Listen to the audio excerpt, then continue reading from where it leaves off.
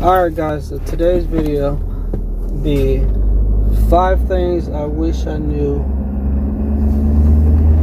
about Uber or Lyft before I started driving for Uber or Lyft.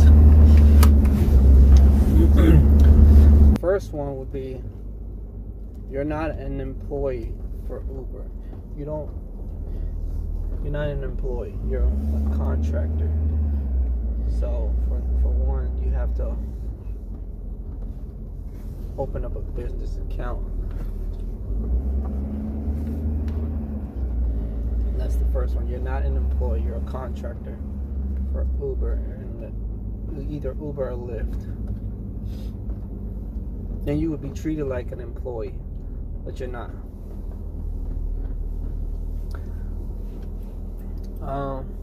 Number 2, depending on the size of your market where you'll be driving at, the size of the city, you might not get a lot of ride requests. So if you're from a small city, small town, you'll probably get like 3 or 4 ride requests in like 6 hours, while in other big cities such as Chicago, Baltimore, DC, big areas, you'll probably get like 30 ride requests in the same amount of time. So if you know you're from a small city, just don't expect to have a lot of requests, because there'll probably be a lot of drivers in that area. 3, I'll probably say make sure you use someone's referral code, because every time if you use somebody's referral code, I know you get a certain amount. Who they refer, they would get a certain amount as well. I think it was like $600 to $700 guaranteed for that market, but it varies from market to market. Some markets, I know it was up to $1,000 at one time. I don't think it's that anymore. But yeah, always make sure you use somebody's referral code, because that could give you some extra money. You might be able to do it. You might be able to get some money without it, but I know you definitely get money if you use somebody's referral code. All right. Number 4 that I wish I knew before I started driving Uber, or at the beginning, would be keep track of your receipts. Anything that's work related to the gig economy,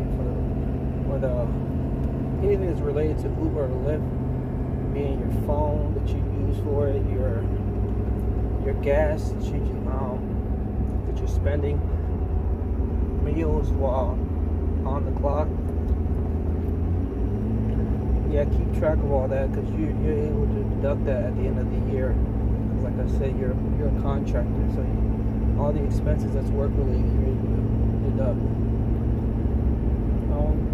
So keep track of the receipts, the mileage, anything that you do, detailing. If you want to take your car to get service or cleaned, they'll more than likely be able to deduct that at the end of the year, and you're going to need it, because otherwise you'll probably end up paying if you don't keep track of everything, or as much as you can. See, I'm looking over here at my notes that I left.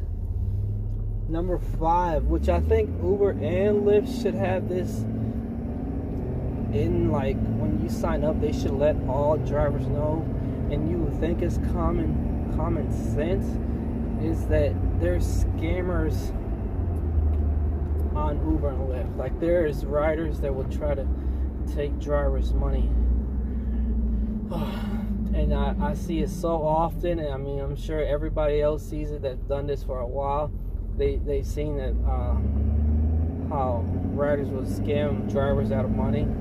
Don't ever give out your information. I mean, it's common sense, but people still fall for it. I think the way it works is the rider, there's many different scams, but the most common and the one that's happened to me the way that one scam works, and it's really popular, famous, or it happens a lot because I see it in the Facebook groups, is a rider will request a ride.